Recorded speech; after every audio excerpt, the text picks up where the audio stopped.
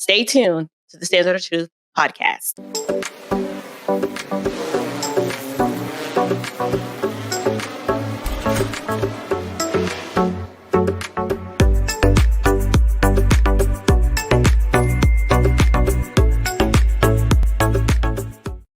So again, I'm reading this piece from the Griot, which, featured you amongst several other people, and it opens up talking about the black vote in the midterms, GOP receiving up to 14%, which is up from 8%, and that's almost like an 80% increase. That's a fairly substantive increase, and it also said in Georgia, Republican Governor Brian Kemp more than doubled his support among black voters to 12% in 2022, compared with 5% just 4 years prior. So again, that's more than a 100% increase. I would love to hear from your perspective. And before I ask you that, the article also cites that you left the Democratic Party in 2012. Is that accurate? That is. It's pretty much accurate, because I believe my twins were born then, and right going into the 2016 election cycle was the first time I actually decidedly cast my vote for members of the GOP and did not vote for any Democrat. Okay, all right. So I'm glad you gave us that foundation. I also like to take a moment to introduce you to my co-host, Ivy, because I don't think you got a chance to hear that in the introduction. You can say hi. Yeah, I was like, no. Hi, April. I'm also a Spelman grad, so it's a pleasure to be on the line with you today. Awesome. How are you? I'm well. All right. So let me just be honest with you, April. I am the same way that you are a self-proclaimed conservative, I am a self-proclaimed liberal. However, you are not in the line of fire today. That's not the purpose of this conversation. I want to better understand, because I am frustrated I get frustrated with Democrats the same way that I get frustrated with Republicans. And the biggest thing I get frustrated by is lack of choice. Because, in my mind, in my opinion, the Republican Party needs to be viable, and it needs to be a viable alternative for African Americans. Democratic support hovers, between 90 and 95% from black voters. Some of that is an affirmative vote, but some of that is many people just don't feel like there's any place for them in the modern GOP. And so I would love to hear from your perspective, what made you leave the Democratic Party? What was the straw that broke the camel's back? And generally speaking, why you feel the Republican Party better suits your values. All right, awesome. Well, first, thank you so much for having me. I appreciate you setting the foundation and saying that I'm not in the line of fire. I think it's important for us to be able to have healthy dialogue, even with those that we disagree. Sure. And I think that there are a lot of places, just in your dissertation, just introducing me, and what you just said, I find so much of what you said I can agree with, meaning I give strong criticism for the GOP, just like I do the Democratic Party. Why? I've always been more of an individualistic kind of person, meaning I have my own mind. I've never had a problem standing alone. If there's something that I believe in and everybody else is going to, the left, I'm like, okay, well, I'm just going to go this way. And that is proven to just be something that works well for me. So contrarian by nature. Right. That is just my personality. Okay. I get it from my father. Yeah. My husband will tell you that is just how she is. So when it came down to my politics, in the article that you read on the Griot, they actually got that from the Associated Press. Okay. And the question that they asked me was, what was the main reason why I left? And it was difficult for me to answer that question, but they didn't include this in the article, but I told them there were actually 3 things that happened to me that caused me to leave. The first thing was I became a mom. When you're young and you're single and it's just you don't tend to think about the world in a political sense. You're just like, I'm just out here doing stuff. I just want to know, do I have enough money in my bank account to catch these bills, right? Right. But when I became a mom, my awareness to just the world and how the direction it was going just became heightened. The second thing that happened to me is I became a Christian. Now, like most of us, most Black people, you might grow up in a religious or a Christian context, but something supernaturally happened to me where I became a different person. So my worldview changed, and I began to look at all of life from the context of, what do the scriptures teach? How am I supposed to live and govern my life now that I'm this new creation in Christ? And I found that while I was doing that, I was unable to reconcile so much of the Democratic Party platform with my Christian worldview. The third reason why I left was because I became an entrepreneur. So you have these three major life things that happen, these three major life events that happened to me that caused me to rethink my politics. As an entrepreneur, I am now looking at my wallet differently. It's no longer, these taxes are coming out, I don't know where they're going. I'm accountable for every single dollar that flows in through this company, and I have to give an account for it. So now I have this heightened sense of awareness of, where is my money going? What is it supporting? Because I'm actually paying taxes in a different sense than I was when I was a W-2 employee. I'm looking at regulations differently. I'm looking at all of these things that the average American may or may not consider important. These things became important to me when those three life events happened. And so it was just difficult for me to get behind many of the ideologies that the Democrats were pushing, because I could not be a consistent Christian and hold to some of these same things. And it was difficult for me to compartmentalize and say, this is what I believe politically, but on Sunday I'm doing this. It just did not compute for me. What we're going to do, and that was very well articulated. Thank you for laying that out. Joining us on the live line is Miss April Chapman, and she is a conservative wife, mom, podcast host. She is helping us better understand why there has been increased support amongst Black people within the GOP. And that's something we really haven't even delved into yet. We've laid the foundation for why you made an individual decision that you made. What are you seeing in Georgia? Because, again, this article cites that Brian Kemp more than doubled his support.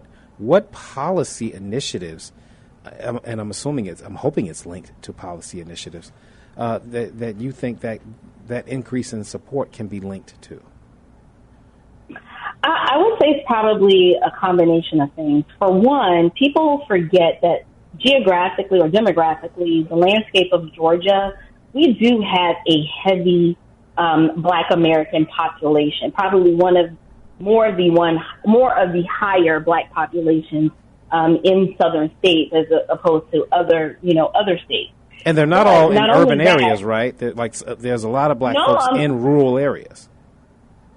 Right. And these people historically might be, may have voted Democrat, but they have values and ideals that currently simply do not align with the direction that the Democratic Party is going. But more importantly than that, we have this huge population of Black Americans, but we have a huge, thriving, and profitable segment of Black entrepreneurs, right? These are movers and shakers. Yes, Atlanta is considered like the Black Mecca, but we are a population of small business owners.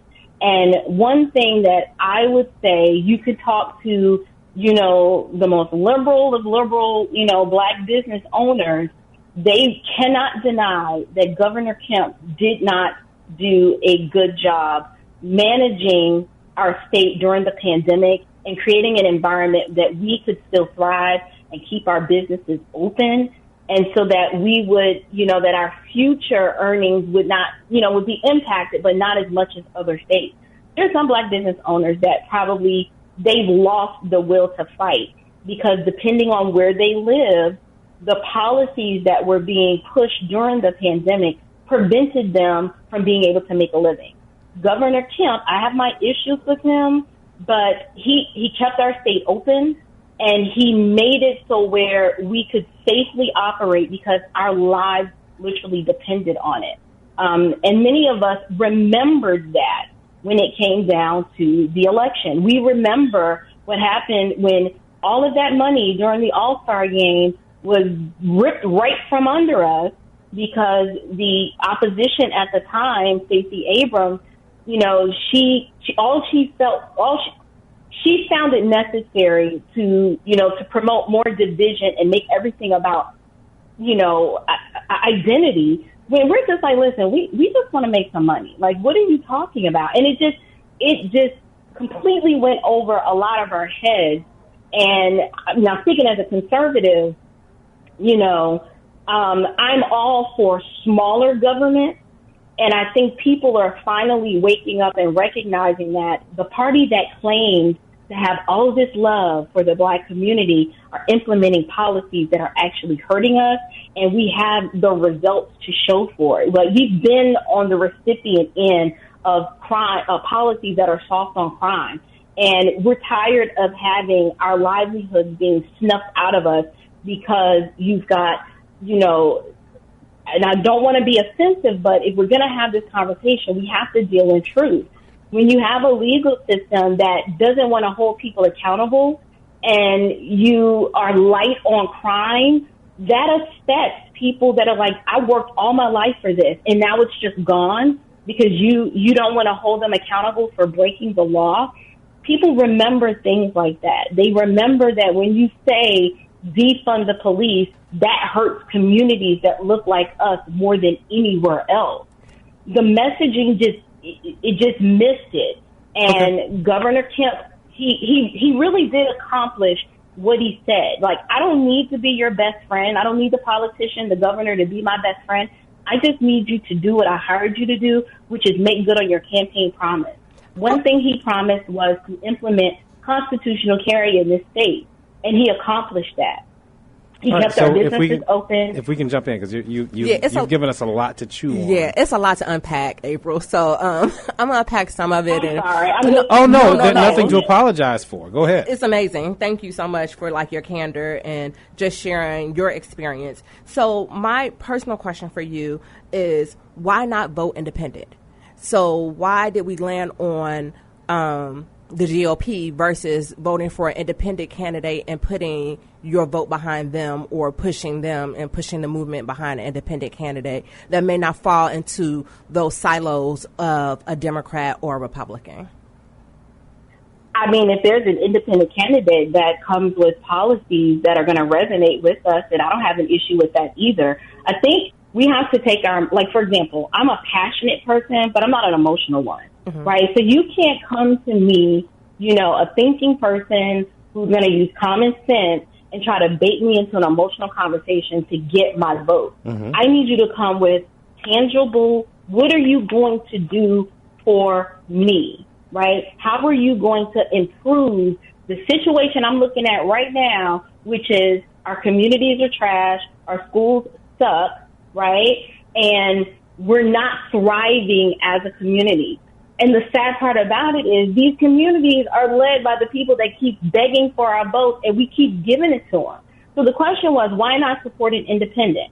Well, if there's an independent that comes with a policy platform that resonates with us, then maybe we would do that. But at the same time, independents typically don't get enough of the vote for them to be taken serious or maybe even considered viable candidates. I'm not against that, but I'm also not going to allow someone to demonize me or make me feel some sort of kind of way because I'm choosing to vote GOP just because they have some stereotypical issues or some idiosyncrasies about the fact that it's just red. Like, let's be adult and look at the party platform. Let's look at the policies I'm glad you said and then that. Examine our own worldviews and say, wherever it lands, I don't have to like these people. I just need them to do their job. So your relationship, get out of my way. So your relationship you would consider to be transactional. I was going to say, yeah, very transactional. So, and that's good because many people would argue that the black vote needs to be more transactional. I want to go back to something. It should. Agreed. Something you opened with, and you basically, and I'm paraphrasing, but I'm hoping I'm doing it accurately. You were basically saying that you could not be Christian and Democrat. right? And I would like for you to For articulate me. for you. And I'd like for you to. Right. And the reason I want to go back on that is not because of you, because I know a lot of black people who are conservative, morally speaking, who are indeed, Right. Christians, and that they are uncomfortable with certain elements of the Democratic Party. And if you could kind of articulate what some of the things were that you felt were against your worldview, or were against your morals and values. Right. So when I talked about, identity, right, so many of us in this postmodern world, who we are is wrapped up into our identity, such as ethnicity. But for me, if I'm to be consistent, if I am to truly live out my faith, my identity must be hidden in Christ, meaning it is Christ over everything.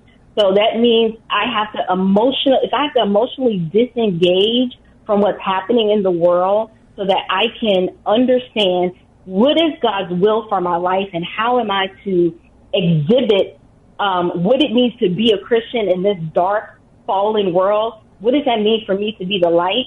That means I can't partner with wickedness or try to say, well, I don't want to compromise my Christian convictions for the sake of political expediency. So if that means that the main things that the opposing party is trying to champion, which are things that I know my Savior died for, and it's opposing to the entire And I want to know what some of those things worldview. are. That's what I'm asking you. Well, for me, I don't hide it. I am distinctively pro-life, right? I am pro-life from the womb to the tomb, meaning I don't allow age of gestation to tell me that these people get to live, but because these are more smaller and vulnerable, that if they're inconvenient in the place that they happen to be growing in, then they don't get to live. Right? And a lot of people would argue, well, Ms. April, it sounds like you're trying to legislate morality. All of us legislate morality. The question is, are we as a human society in this country, are we so morally debased that we can't protect the most vulnerable ones of us, particularly the ones that look like us in the womb, but we'll partner with people who that's all they want to promote? For me, the life issue was the issue. Okay, so let me ask you this. Yeah, let me ask you this then, and then we're going to take a real quick break. Very quickly, because the criticism from people on the left onto people on the right when we hear that is, you're not pro-life, you're pro-birth. Because there are so many things that happen to people after they're born that the GOP is like, then they're notably absent. And so I'd like for you and those are the things that I want to. Yes. I want you to help us to reconcile, because I'm hearing you espouse things that the GOP says they believe in, and then they put a candidate like Herschel Walker up, and I'm just wondering, like, where's the cognitive dissonance then? Because how do we support a man who is paying for abortions and not taking care of his kids and all these baby mamas, everything that the GOP supposedly hates? Black children born out of wedlock and all that, and then they say, no, but this is the best guy. We are having a very informative and riveting conversation with Miss April Chapman. She has given us tons to chew on and a lot of insight as to, why black people in particular, and black people in Georgia in particular, are beginning to have GOP leanings or just being more receptive to the GOP message. And we do have callers holding. You got the phone lines lit up, April. So we got to take some of these calls. But before we get to the calls, and we're going to get to them just as soon as you answer this question. Right before the break, again, I was just bringing up the dichotomy between the things that the GOP purports and then the things that they do.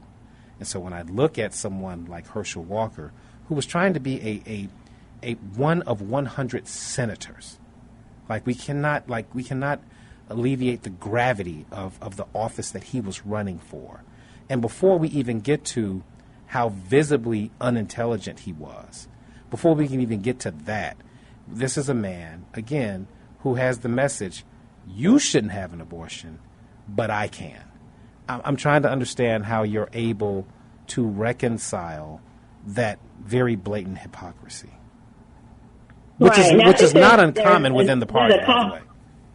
No, well, there's a conversation that needs to be had about hypocrisy in general, and it needs to be dealt with on both sides. But while I don't purport to be an apologist for Herschel Walker, even as a conservative, I don't believe that he was the best that we could have presented. But here's what I will say about that.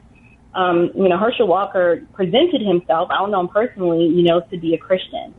And to be a Christian means that you have to come and reconcile many things, being one, that you're a sinner in need of a savior.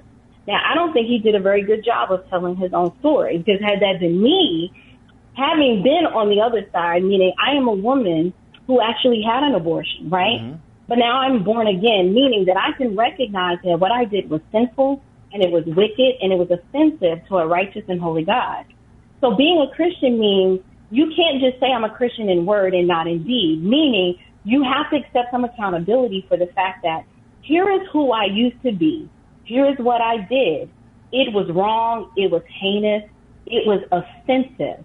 But this is who I am today. I can no longer advocate to say, well, I did it, so I can't say. No, I can stand as a testament this side of salvation to say, don't go down this path. Just because it's something that I did, it was wrong, and you shouldn't go and do likewise. What I can't support. It's one thing to say, oh, in my past, I've done X. It is different to say, well, in my present capacity, as a pastor who is supposed to be a conduit and preacher of the gospel, to fix your mouth to advocate for the slaughtering of babies in the womb, to me, that's hypocrisy too. At least I can say I have overcome by the blood of the testimony of the Savior who died for me and purchased me with his blood. I'm no longer that person. So since I'm no longer that person, I'm not going to advocate for the wicked things that I did in my past. That is the whole story of redemption and the doctrines of grace. Now, either, that message, that glorious grace is going to be received, or people are going to suppress that truth in their unrighteousness and not give the man a chance anyway and be like, well, once a murderer, always a murderer. Well, that might be true, but my Bible tells me otherwise. But I can get your issue with Herschel. I get it. Yeah, but again, because he's not the only example. You mentioned before we went to break the platform. I think that was the specific word you used, and that triggered me because I can remember back in 2020 at the Republican convention, the party not even being bothered to develop a platform because the platform was a person. And again, when I hear, every time I have a conversation with black conservatives, I get frustrated, not at the person I'm speaking with, because you guys are so much better than the party. They don't listen to you, though. When we look at the support of Trump, they made a golden Trump. That's like literally a golden calf. We all know the story. So, how much idolatry can there be that, no, we don't need, it is a personality of cult, a cult of personality, excuse me. And so I'm just tripping, honestly, because I don't see these Christian values. If anything, it's beyond that. It's the opposite of that. They worship this man. He is the party. And I don't understand how, and I just don't understand when you talk about your values, how they reconcile that. We're going to continue. Can you stick with us a little while longer? Sure. Okay. Hello there, Miss Algie. Hello. How are you? I am fantastic, and I'm a little bit better now that I'm speaking to you. Oh, my goodness. You and me both. I am so glad to hear your voice. Thank you so much. We had some prayers going out for you, brother, and just thanks be to God. I'm just wanting to say that. Thanks be to God, and I promise you I felt everyone. Well, Atiba, it's not surprising that you have such an interesting conversation going on here, and I have a question. I have a few, but I'm going to limit myself because I know you have other callers. I'm curious to know You have a question for our guest? I do. Okay, go ahead. Okay. I'm curious to know what you see as a platform that conservatives / Republicans could offer for children that are already born? I mean, you've talked quite a bit about those that are still in the womb, but what about the children that are out here living now, currently, and those yet to be born, who need programs that will support them in helping them to develop, helping them to have good quality education, housing, etc. All of these things that we need to raise our children. Could you speak a little bit about that in terms of, because I heard you talk about, from a business perspective. I've been a former business owner as well.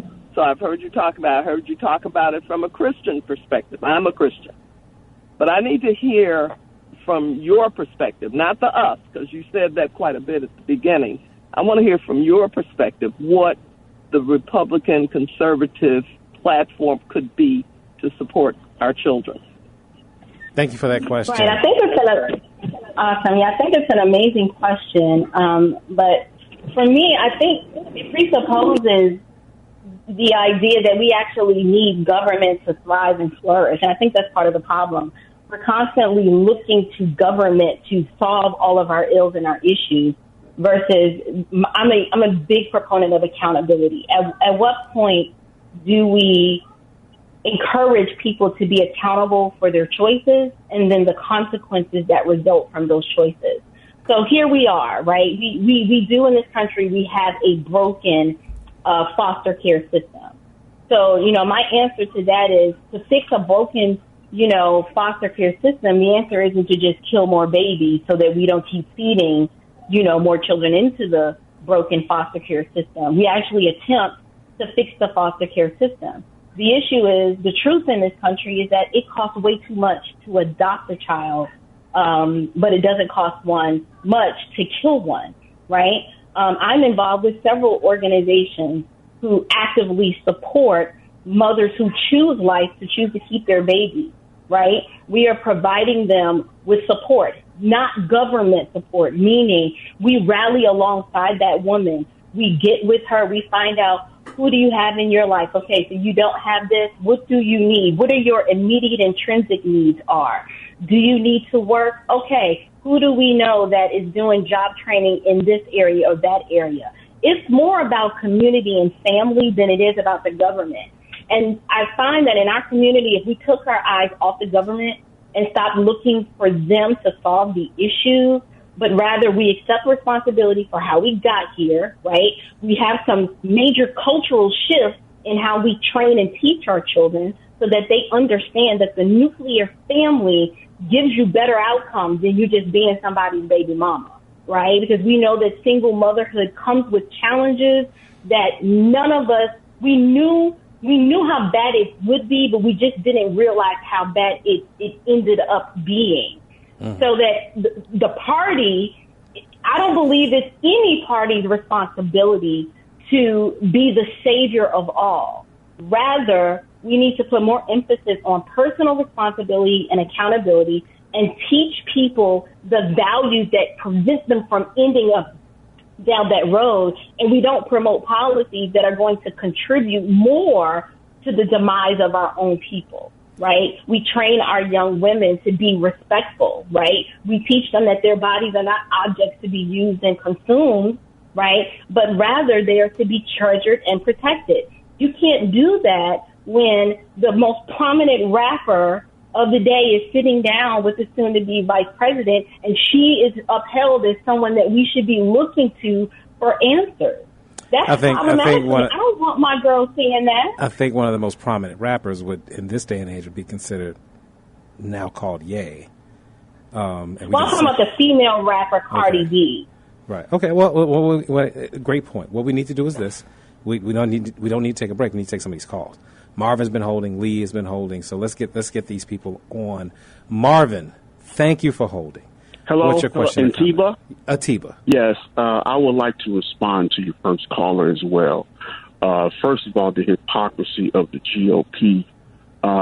I mean, when you make tax breaks for the wealthy and the corporations, that really busts the U.S. Treasury.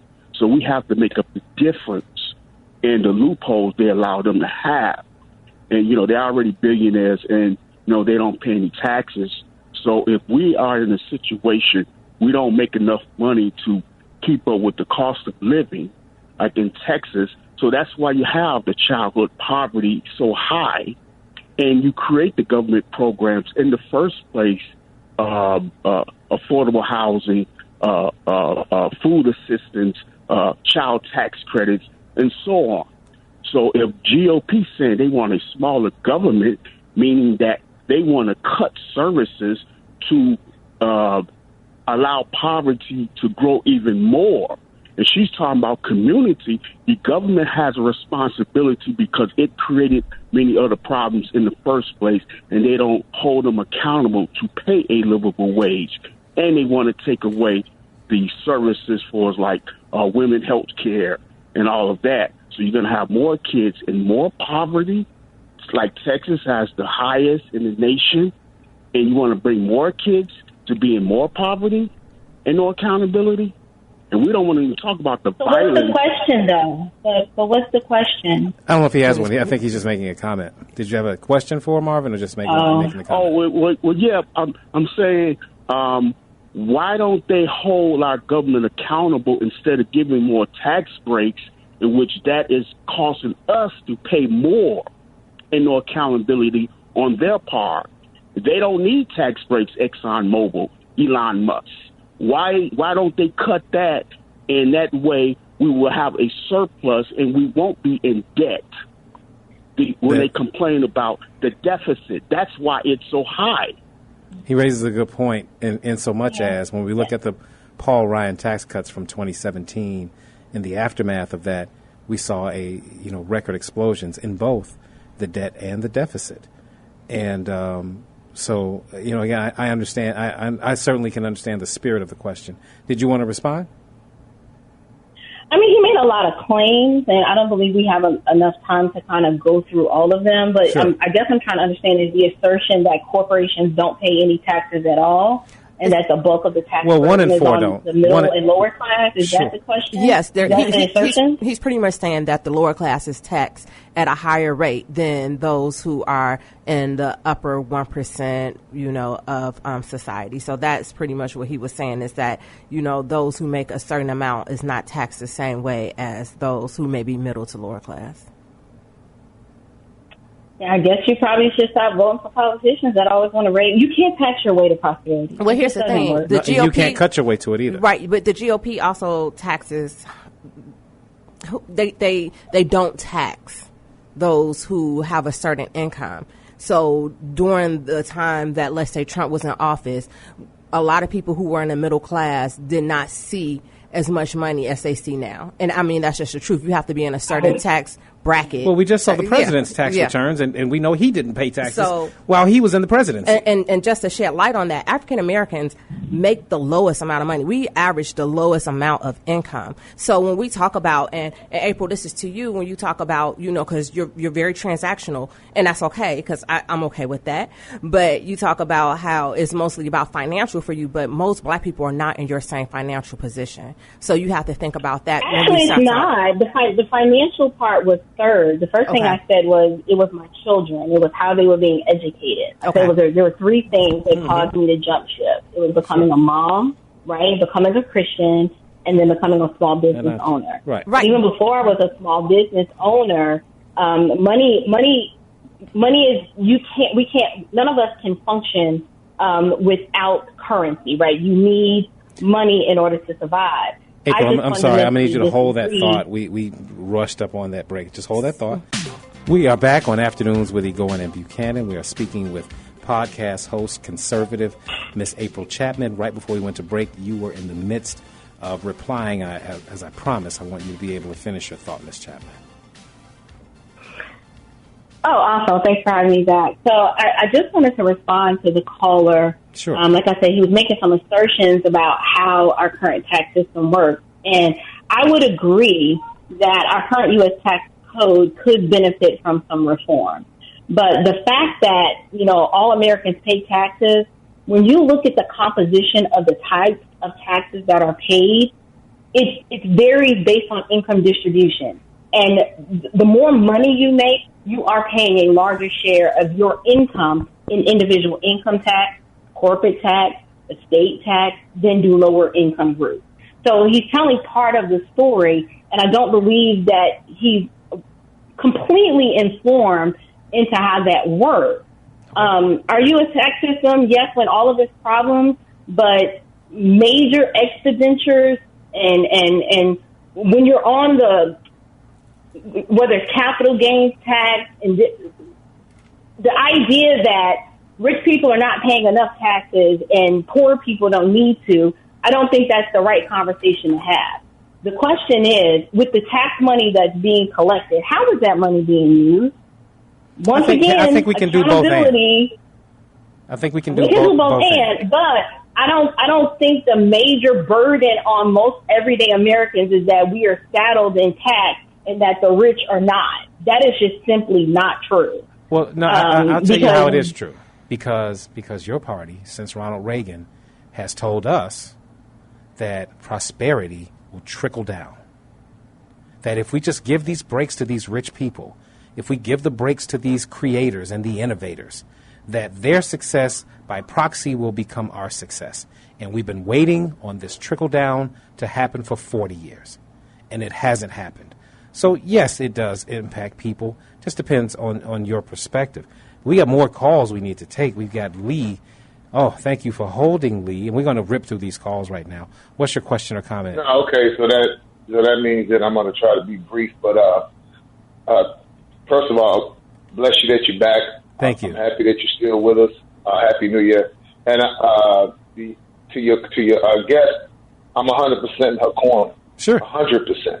And I'm amazed that in Chicago, of all places, that we even can have this conversation, because in this city, in this state, black people literally are worse off than they've ever been under Democratic leadership. And this is what always makes me stop and pause and ask, what are you waiting for?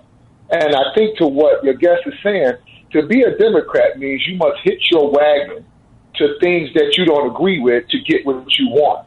So if you don't agree with gay marriage, well, hitch your wagon, because that's the way we're going. If you don't agree with abortion, you got to hit your wagon up, because that's where we're going.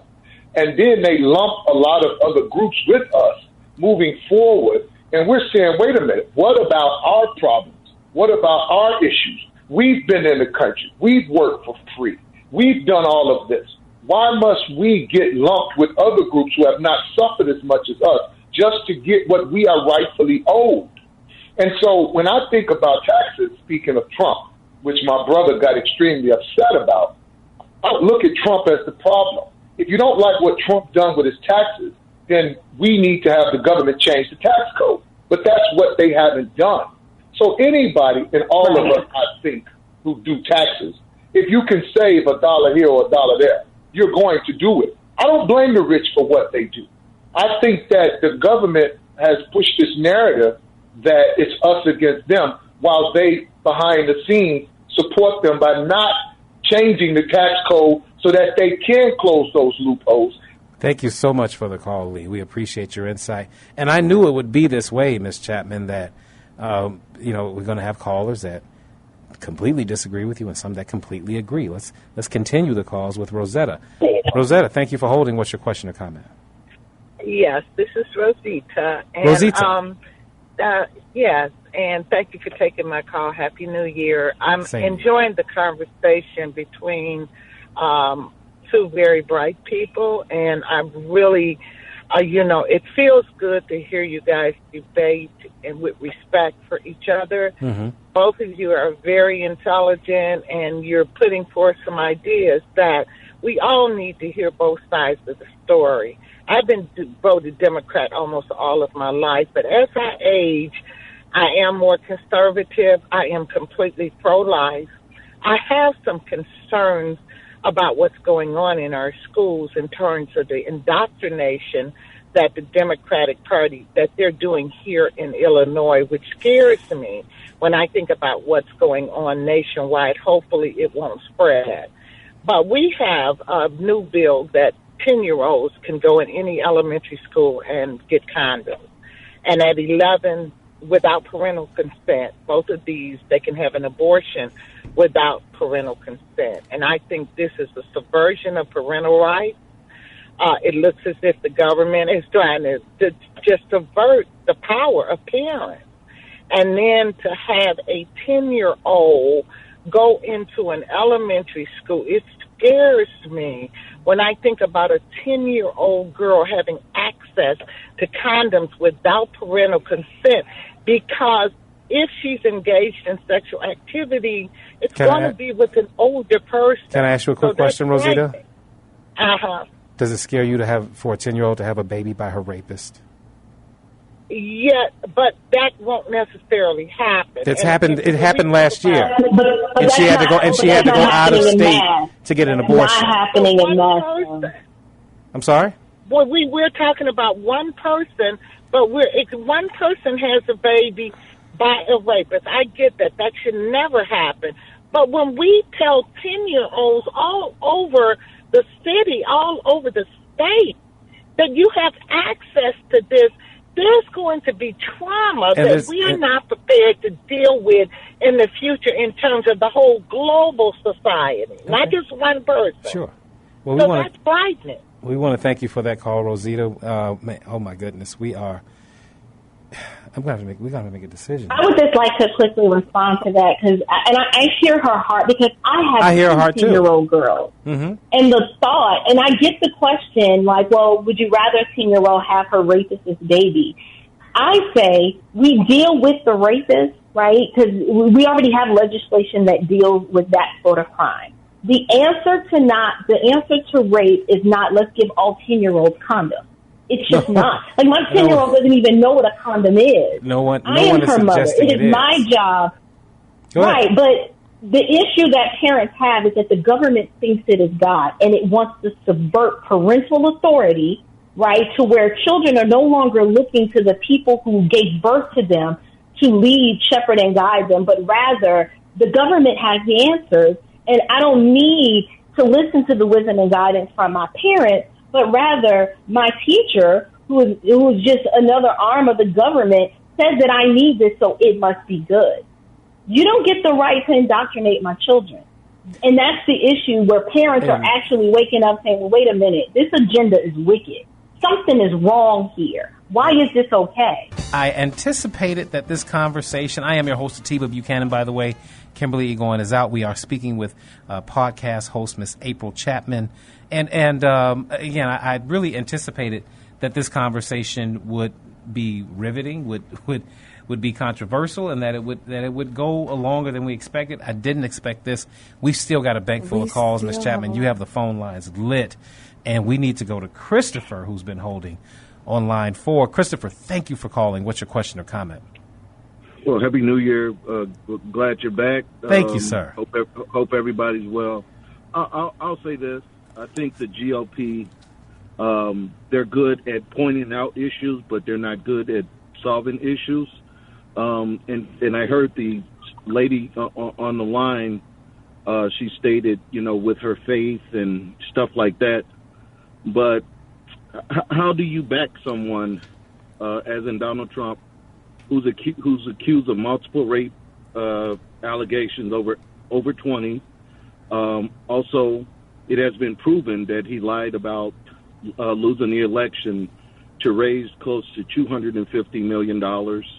And it has been proven by the Supreme Court. They denied his cases. 62 of 63 courts denied it as baseless falsehood. Also, the GOP, the Democrats, have about 50 million more voters than the GOP, and they also pay the Democrats pay a larger tax base.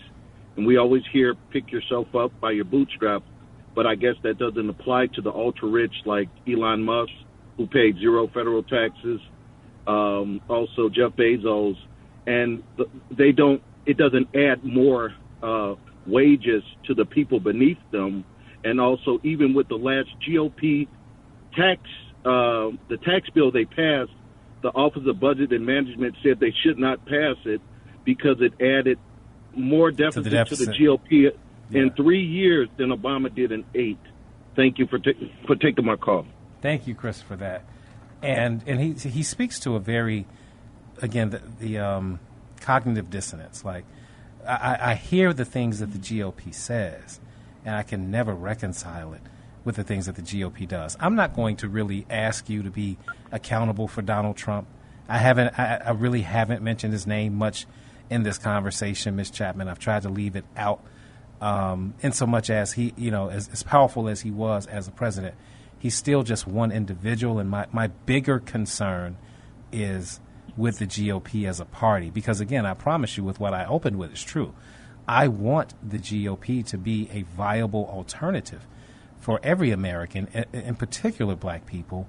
And I still deal with, when I speak with black Republicans like yourself, you guys really believe in the tenets. You guys really believe in conservatism. And they need to listen to more people like you. But the party just seems to not do that.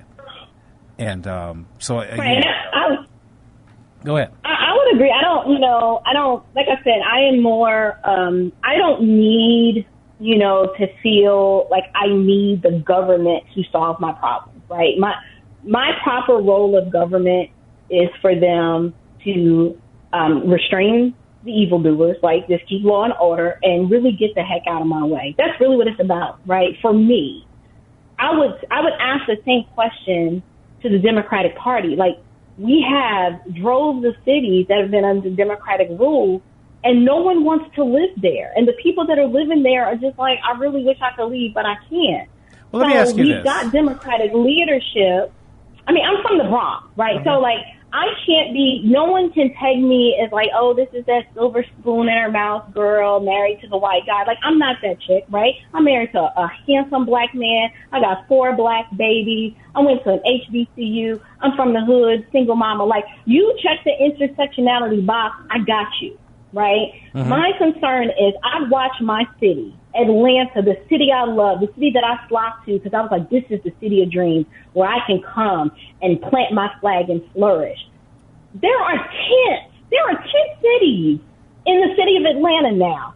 Graffiti everywhere. The crime is so bad. My children always ask me, Mommy, when are we going to go to the city? I'm like the 8th of February. We're not going down there. I'm not. It's so bad. And they can't blame some boogeyman white people out there or it's the white supremacist system. This is under our leadership. We're not holding our own people accountable. But we keep putting the same people in office expecting different results. And they've already proven that they're not interested in doing anything for us. I think so. Since everyone likes to bring up Donald Trump, I didn't have nothing to lose. I didn't have anything to lose. What was I going to lose? Get the same. I was already getting. It wasn't accomplishing much for our family to support Democrats when we didn't feel the Democrats were supporting us at all. And that point trafficking in my state is a fair point. It's very fair. Excuse me, April. I just wanted to say, so when we talk about law and order and we talk about major cities, crime has risen throughout the United States, and that has a lot more to do with mental health issues versus the Democrats not doing their job or defunding the police. No police station or no police place has been defunded at this point. Fundamentally disagree. I would have to disagree with that for the simple fact that when you demonize so give me police, the numbers. No one wants to sign up to be a police officer when the culture surrounding policing is they're bad, they're It's racist, not they're bad. We're asking for accountability. That's the thing. Police have gone a very long time without any accountability or oversight. So when people ask for accountability, people don't want to do it because they're used to not having to have that done. That's the problem. And when we talk about these cities that people are afraid to go to, it has nothing to do with a Democratic mayor because she's not going to go out there and fight crime. She or he are sitting behind their desk. Here's the thing. Policies are made, and they have come from years of policies that have to be made, remade, and redone. You know that. And here in Chicago, under GOP or we've had a governor who was a Republican, nothing has changed. It's been the same. Crime has always been an issue here. Crime has always been an issue in other states. It has nothing to do with the political party. It has more to do with systemic issues that need to be addressed. And it doesn't have to necessarily deal with racism, but it's systemic issues that need to be addressed that's bigger than government. Before you respond, we have to what take, are the systemic issues that need to be addressed? One, the mental health facilities that were closed. Let's talk about that. Plenty of mental health facilities are closed. That was a big issue. And also, I would agree with that. Also, divestment in targeted divestment in certain communities that continue to be underinvested in, especially here in Chicago. We are the poster child for that. But we got more calls to take. We got Joseph that's been holding for a long time. Thank you, Joseph. What's your question or comment? Are you with us, Joseph? I think we lost you. No, I think we're just gonna see if we can hold. Joseph, no? All right. Sorry. We're going to go to Karen. She's been holding for a while. Thank you, Karen. What's your question or comment? Well, thank you. First of all, I agree 100% with April. Okay. It's not about a party. It's about a people. And it seems as though we rely too much on Democrat, Republican to do what we've been doing forever. And when you say mental health, you're talking to a woman that was the president over the Non-Emergency Medical Association, and the Democrats, your Democrats, close that up. You know, there's so much that we don't know. And like I said, I'm not for throwing stones at the Democrats, Trump, Biden, none of that. It's almost like we depend on government, just as April is saying, what we should be doing. And another thing we do wrong, we don't understand that America is a business. So all these tax breaks that we claim the rich are getting, we can get that too. The only problem is we follow people instead of learning on our own, instead of doing for our own, instead of standing up. If you could sit back, you could listen to the conversations that come across this airways every single day. Every single day, it's a debate about Democrat, Republican, Biden, Trump. Instead of, hey, y'all, what we gonna do? What happened to us being a community? I'm trying to figure out what happened. Everything is a fight between people that are wealthy and people that know America is a business. April, everything you saying is 100%. Keep doing what you're doing. We got to get out of this, you all, because it's getting us nowhere. But when you want to check out mental health, go check out your Democrats. Matter of fact, go ask your boy Obama. Lady, have a good day. Thank you for your call, Karen, and your insight. We got to keep going. Eddie, thank you for calling. What's your question or comment? Hey, Atiba, first and foremost, God bless you. I'm so happy that you are in health and in great spirits, my brother. Thank you, good sir. All right. I got to be honest with you. I agree with everything April's saying, but I'm just going to be honest. And I challenge anybody to challenge me on this because I'm going over what has transpired.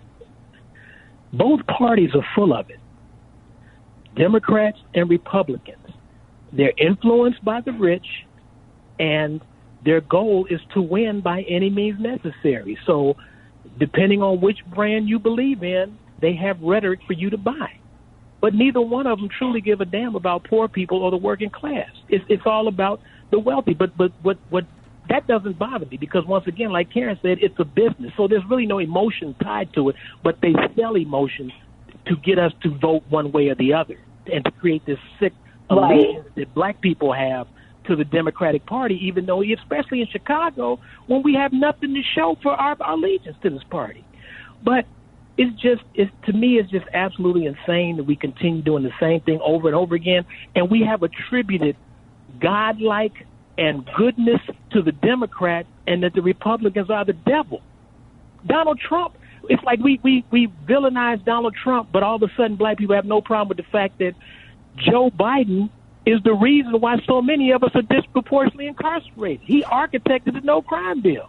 He's done more damage to black people on paper. That crime bill was also backed by the Black Caucus. Yeah. So let's not just put it on Biden. Everybody was at fault for that crime bill because it was backed by everybody. So I hate when we talk about the crime bill because the crime bill did a lot of bad, also did a lot of good when it came to domestic violence. But the crime bill was backed by the Black Caucus and a whole bunch of other people. And it's funny because you would think, again, with where crime is now, we're 2 seconds off having another one approved.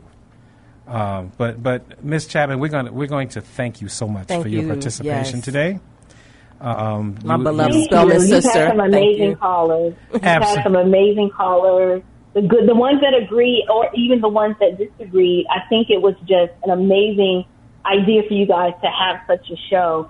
Because there are many people who are just regular Joe normie black people that do think like me, but we don't feel like we actually have a voice. Yeah. And we're constantly being shouted down to where it's all, people are afraid to say, well, I kind of agree. Yeah. And you should never feel like you have to diminish how you feel and what you believe because the collective is going to gang up on you. So thank you guys for inviting me. Keep doing what you're doing, April. Keep doing what you're doing. You're very welcome, and I'm sure we'll continue this conversation in the future. You are always welcome back. Absolutely. You guys have a great evening. Thank you.